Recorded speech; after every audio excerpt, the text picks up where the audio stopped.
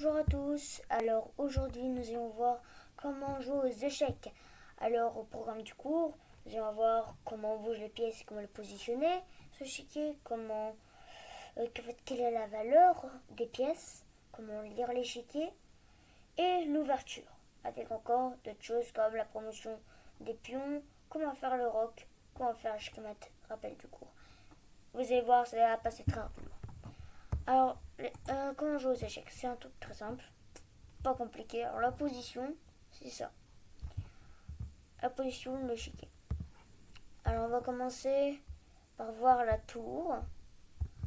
La tour, elle, c'est une pièce assez importante quand même dans la partie. Elle sert à attaquer dans les lignes plutôt. Regardez, là, je fais la ligne ici et pas là. Il peut s'arrêter n'importe où. Il peut aller seulement en ligne ici ou en ligne ici. Il n'a pas le droit d'aller en diagonale. Il n'a pas le droit de par-sauter d'autres pièces. Il peut manger d'autres pièces, mais pas par-sauter. Voilà, il peut aller en avant et en arrière. Voilà. Ensuite, nous avions le cavalier. Le cavalier, c'est un vieux fou en fait. En fait, il va être partout en faisant des trucs un peu bizarres, imprévisibles. C'est un peu comme tirer une flèche les yeux bandés. Tu sais pas où est-ce qu'elle va atterrir. Voilà. Donc, comment bouge le cavalier Donc, le cavalier, il bouge en forme de L à l'envers. En fait, aussi, le cavalier a un super pouvoir comme pouvoir par-sauter les autres pièces. Il a le droit de par-sauter. C'est la seule pièce qui est capable de faire ça. Il peut aller en avant et en arrière. Et il avance comme ça. On va essayer ici. Et c'est simple aussi. Pour savoir où est-ce qu'il va être, dans quelle case il va aller la prochaine fois, là où vous voulez savoir, pour voir là où il peut aller, votre disposition de case. Et bien en fait c'est simple, s'il est en case noire, ça veut dire qu'il va aller de toute façon en case blanche. Mais s'il est en case blanche, il va aller de toute façon en case noire. Vous comprenez? C'est assez simple, le principe. Voilà, donc nous avons deux. Voilà, ça fait des jumeaux quoi. Juste ils sont séparés parce qu'ils se chamaillent tout le temps. Voilà. Et ensuite le fou. Le fou, lui, c'est une pièce assez intéressante pour les échecs et maths. Elle sert beaucoup dans les tactiques. Alors, le fou, lui, il avance en diagonale. Il avance exactement en diagonale. Par exemple, lui, il est en case noire. Vous voyez ce fou-là? C'est-à-dire qu'il peut aller seulement sur les cases noires. La diagonale, c'est case noire. Il ne peut pas par-sauter deux pièces. Il peut aller en avant et en arrière. Et ensuite, l'autre, c'est pareil. Il est en case blanche. Il peut aller seulement en case blanche. Voilà. Donc il bouge comme ça. Il est positionné à côté du cavalier. Ensuite, nous avions la dame. La dame se met toujours sur la couleur de son équipe. Là, ces pions-là, c'est les blancs. Alors, elle va se positionner en case blanche. Après, c'est simple. La dame ennemie, elle va se mettre devant. Le roi à côté d'elle. Le roi à côté d'elle aussi. Voilà. En fait, le roi, c'est un vieux, fragile. Là où, en fait, il faut le protéger parce que c'est lui qui a créé, c'est lui qui a bougé la première fois sur un échiquier. Ok, voilà. Donc, il est précieux, il faut respecter tout. Et la dame, c'est la bosse, elle doit protéger tous. Et non, c'est le roi le plus fort. La dame, elle est en train d'être dans son lit. Je suis malade. Bon, voilà. Donc, en fait, le pouvoir de la dame, c'est quoi? En fait, elle a deux pouvoirs. Le pouvoir du cavalier. Non, pardon, pas du cavalier.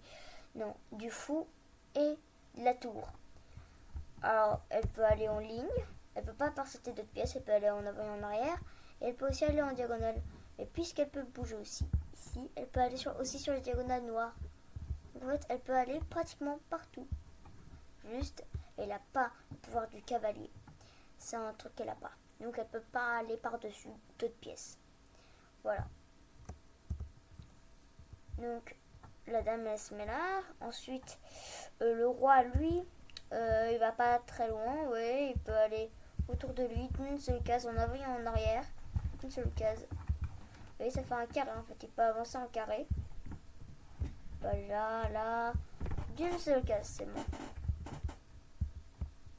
Et ça fait comme une petite fleur.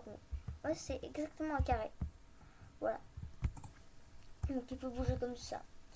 Donc une fois que nous avons compris comment positionner les pièces arrière, et les plus importantes d'ailleurs, ensuite on va voir pour les pions.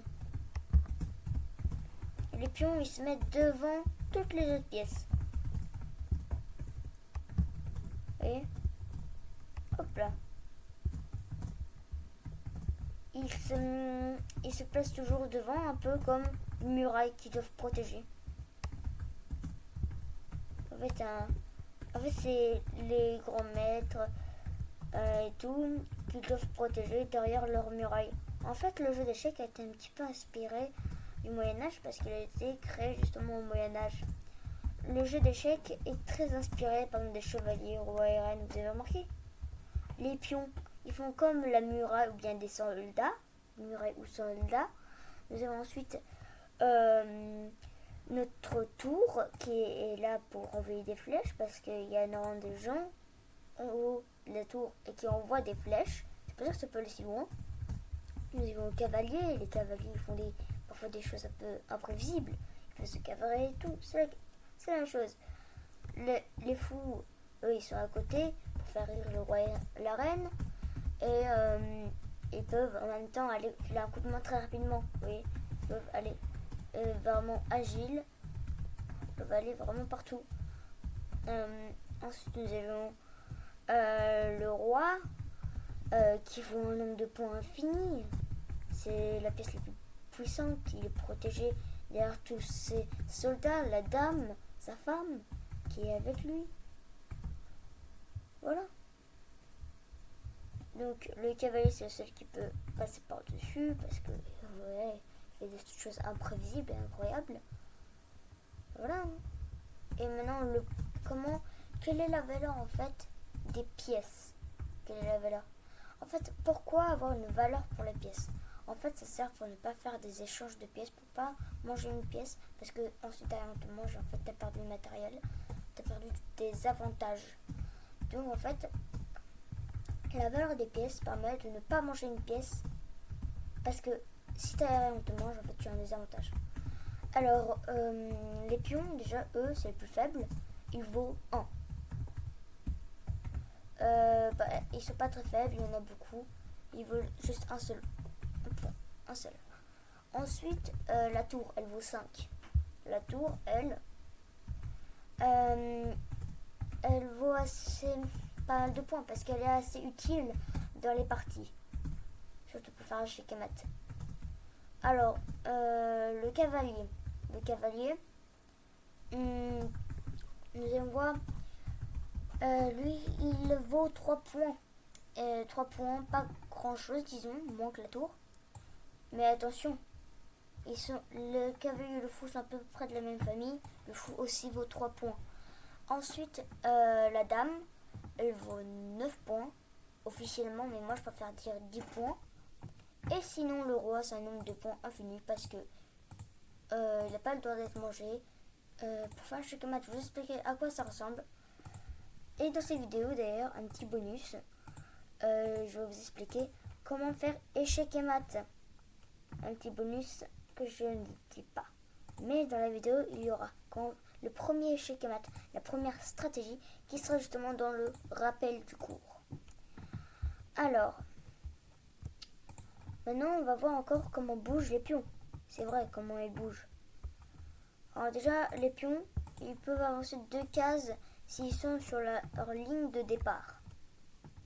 En fait, les pions, c'est un peu comme des voitures de course. Dès le début, ils ont un coup de boost et ensuite ils doivent continuer un peu plus lentement. Voilà. Donc là, c'est leur ligne de départ. Et quand ils sont sur leur ligne de départ, ils ont le droit d'avancer de 2 cases. Mais sinon, ils peuvent avancer de une seule case seulement. Mais vous n'êtes pas obligé de choisir 2 cases. Vous pouvez aussi prendre une seule case. Alors, ensuite, comment manger les pions? En fait, on mange à sa place. Et comment on mange les pions? Parce que non, là, le fouf, il va juste aller à la place de la pièce. Regardez, il y a la pièce, on ouvre ça, et là, on peut manger là, et on va à sa place, et on a mangé. Mais comment mange le pion? Ça, c'est la question. Comment il mange? Alors, on va faire un petit test vite fait. Ouvrir vite fait devant la dame. Ensuite, le roi derrière. Et là, avance. Et là, le pion a le droit de seulement manger sur les diagonales devant lui. Il n'a pas le droit d'aller en arrière. C'est un truc très important qu'on doit savoir. Il n'a pas le droit d'aller en arrière. Il ne peut pas aller en avant. Il ne peut pas manger en avant, sur les côtés, ni en arrière. Seulement le droit en diagonale devant lui. S'il y a une pièce noire devant lui, il n'a pas le droit d'avancer. Il est bloqué. Donc nous, on peut manger ici, sur le côté. Voilà. Donc une fois qu'on sait comment bougent les pions, comment ils mangent les pièces et tout, maintenant, nous pourrons passer à la prochaine. Comment lire l'échiquier? Comment lire l'échiquier? C'est vrai ça? Comment la lire? Alors, non, c'est pas un livre l'échiquier. Non, c'est juste un plateau et pour pouvoir, par exemple, dire la case joue ça. Donc on voulait écrire un livre sur les échecs pour montrer une position, bien les coups qu'on sait à jouer. Comment on peut le dire? Les images, c'est un petit peu trop.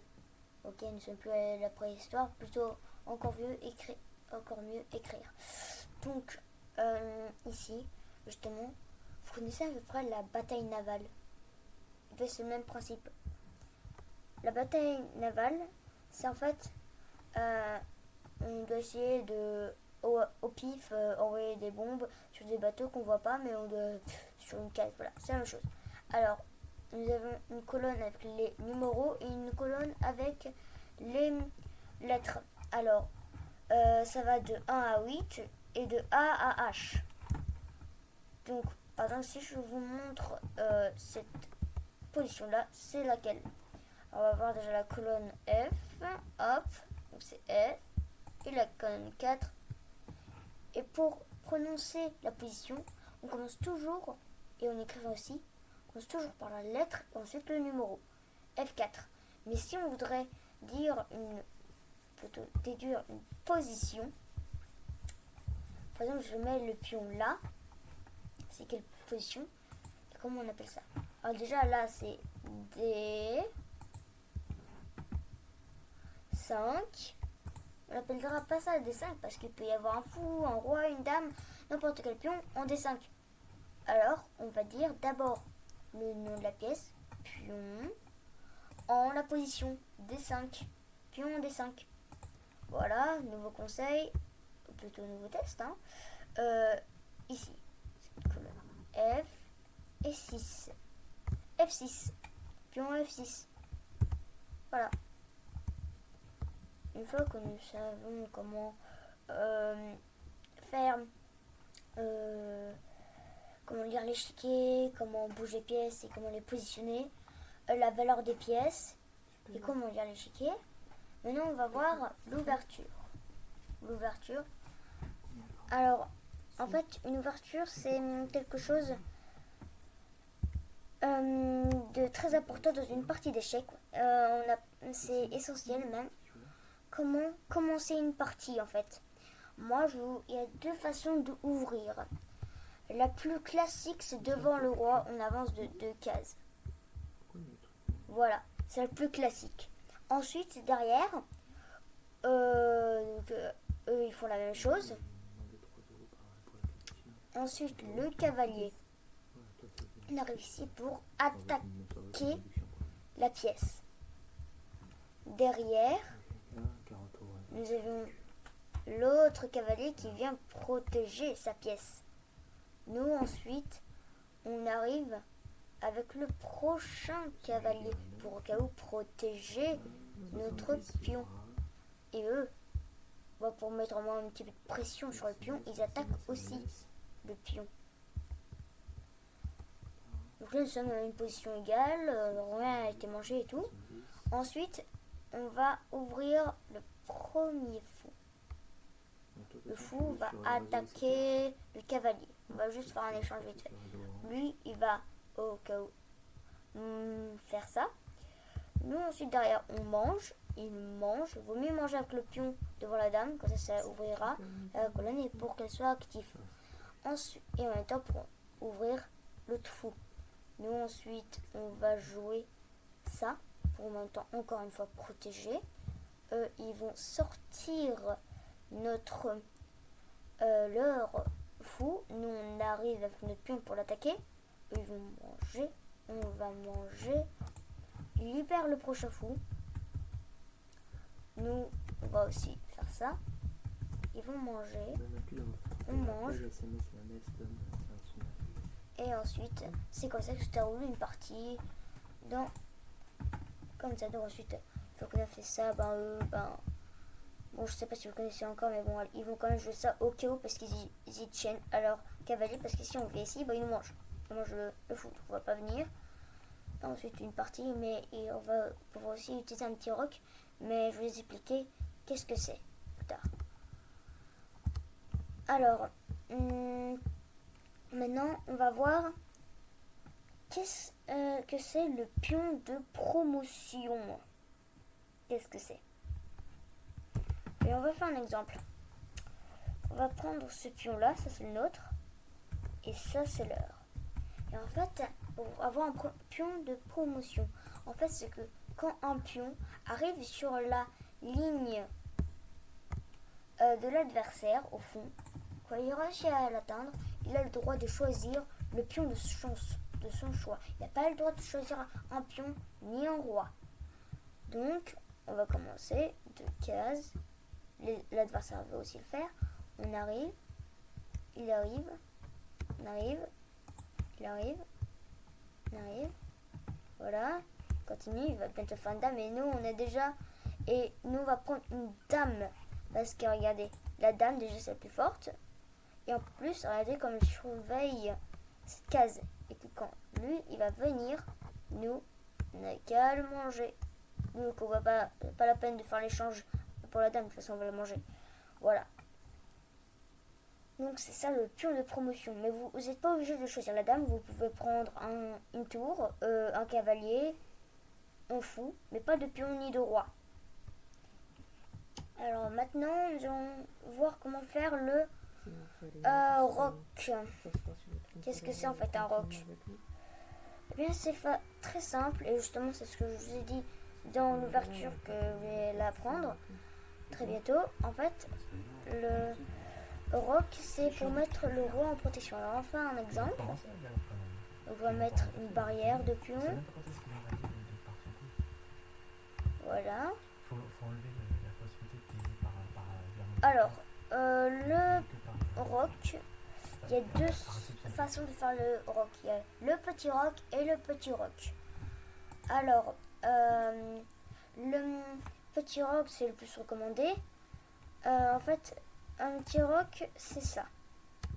En fait, on met le roi au centre de ces trois pièces-là, qui est en fait sa barrière, et en plus en mettant la tour devant pour le protéger. Et vous voyez comment ça fait une belle carapace de protection. Tout ça, c'est protégé par le roi. Donc, très compliqué de faire l'échec et mat. Mais si la tour a été mangée, et que l'autre aussi, et qu'il y a une tour adverse qui vient ici, en C1, alors là, ça sera échec et mat parce qu'il ne pourra plus aller nulle part. Je vais vous expliquer un peu plus en détail l'échec et mat. Comment se fait un échec et mat et tout à la fin. Et après le rapport du cours, on verra la première façon de faire échec et mat. Alors, donc une fois qu'on sait à quoi ressemble le petit roc, c'est simple. On met le roi près de la tour et ensuite la tour se met devant lui. C'est simple. Le grand roc, c'est le moins recommandé, mais il est très utile dans l'aspect tactique et pratique. Alors, le roi, cette fois-ci, va se mettre d'une case séparée de la tour, et la tour va se mettre ensuite devant lui. Et en fait, le désavantage, c'est qu'il y a ce pion-là en l'air, qui n'est pas protégé, donc ça va être facile de s'infiltrer ici et ensuite faire un échec et mat. Voilà. Mais si on joue ça, bah il y a cette tour là en l'air s'il n'y a plus celle-là. Voilà. Après, on va voir des choses très importantes à savoir pour le petit roc. C'est qu'on n'a pas le droit de faire le petit roc quand par exemple l'une des cases est surveillée.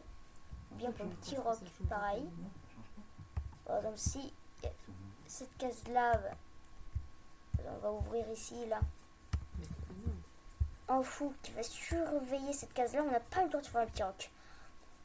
Parce que sinon, on mange le roi. Et même, en fait, s'il y a une pièce qui surveille ces deux cases, on n'a pas le droit de faire le petit roc.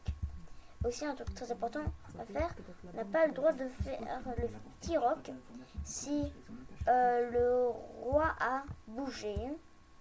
On n'a pas le droit. Ou bien aussi si la tour a bougé. L'une des deux tours. Et aussi, on n'a pas le droit de faire le petit roc quand le roi est en échec.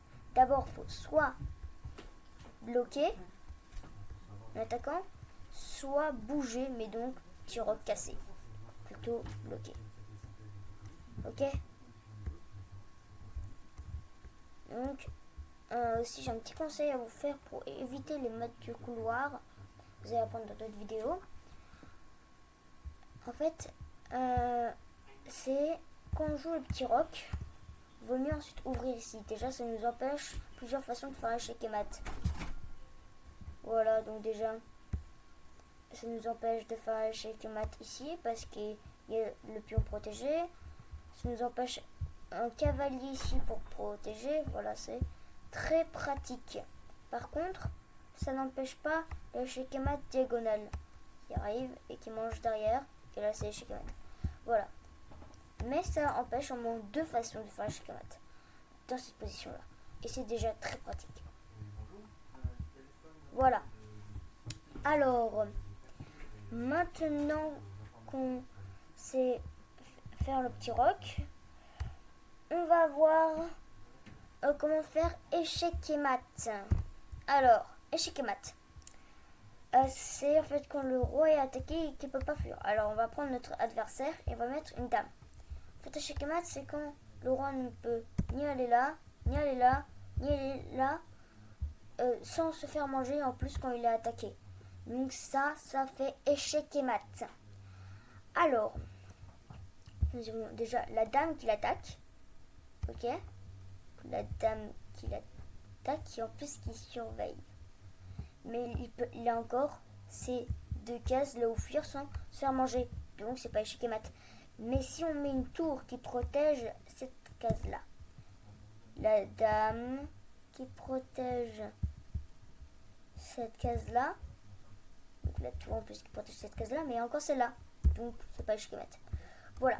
Mais si on a encore une tour ici qui va protéger cette case-là, cette tour ici qui va protéger cette case-là, c'est une dame ici qui va protéger cette case-là et en plus on l'attaque quand c'est échec et mat. Oui, c'est partout rouge, il a perdu et nous on a gagné puisque nous sommes les blancs.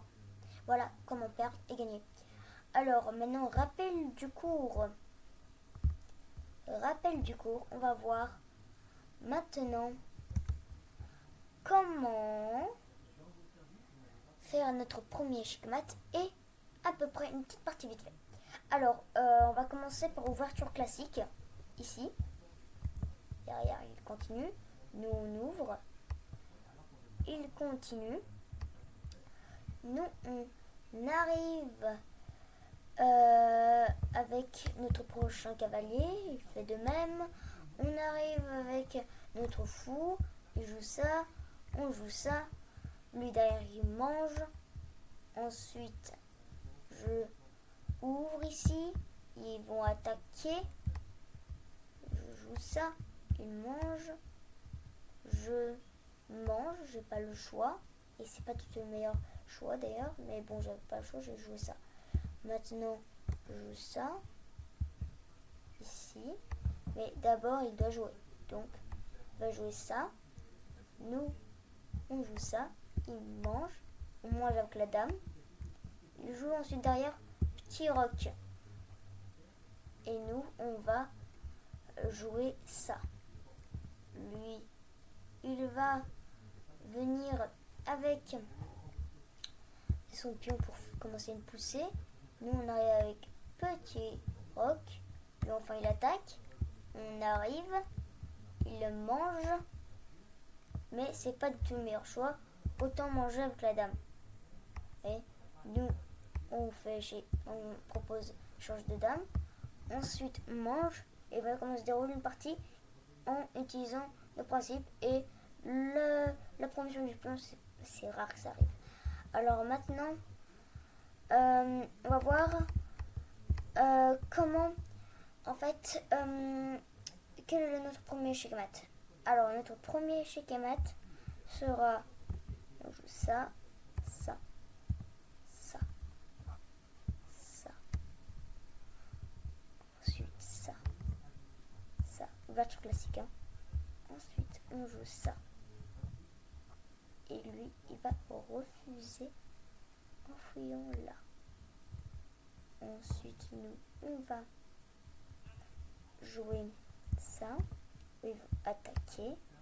Nous, on va fuir là. Mais autant ne pas faire ça. Autant encore jouer ça. Parce que là, le problème c'est qu'ensuite, on joue ça. Il mange quand même. Mais comme ça, en fait, on ouvre. Là, on a joué. Il arrive encore à attaquer ça.